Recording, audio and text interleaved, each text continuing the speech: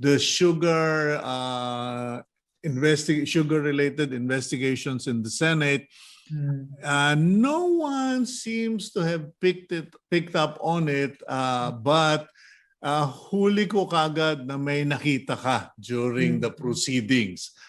There were testimonies regarding who ordered, who signed, but you seem to be pinpointing on a premise that the administrator would not have signed unless he had tacit acknowledgement, approval, or he got the impression that it was okay for him to sign, and you seem to be referring to a higher authority.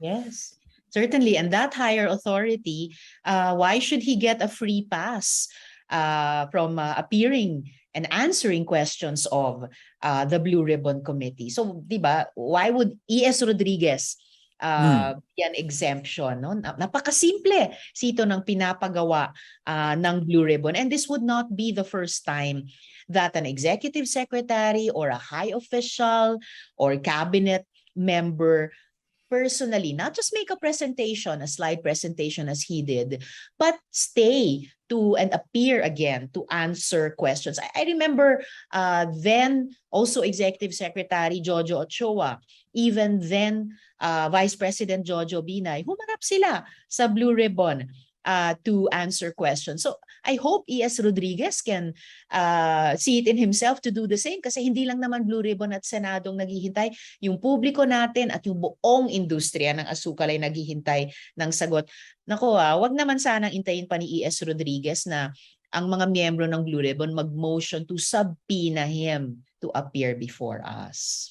Are you going to carry on calling for its how do you call it, for it to be dissolved? I early on supported the calls of my colleagues in that direction. Narinig ko rin yung panawagan ni DBM Secretary Pangandaman na bigyan daw ng tsansa muli itong naging notorious na PS-DBM.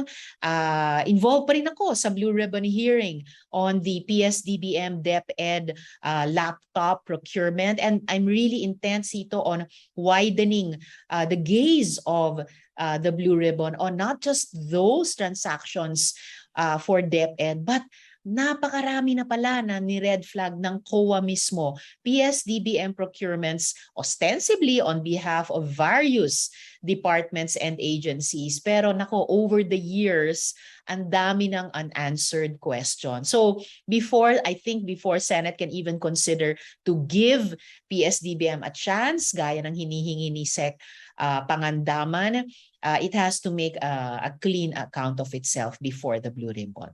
What crime, if any, or what was the blunder? I think that's as worse as it gets from my perspective. What is the blunder that ES Rodriguez committed, if at all? Well, if at all, at worst, it would be yung mga hinala of a deal or graft and corruption. But at best, which is bad enough, a blunder, a messy, amateurish mishandling of what should be a very simple process. Napakasimple na mga tanong dapat sa ganitong usapin ng supply, presyo, importasyon, di ba? Simpleng mga tanong. Sapat ba o kulang ang supply natin sa asukal? Kung sapat, mabuti. Kung kulang, what are we going to do about it? In the package of solutions, is importation part of that or not? If it's part of that, ano ang quantity? 150,000 metric tons lang ba? 350,000 metric tons ba talaga? Mas malaki ba daw? Kung ano man yung amount, what kinds of sugar for household consumption, for industrial use? Nag-aaray na rin yung mga food and beverage manufacturers natin. When should these supplies arrive? And through what channel should they be distributed to the consumers and other markets?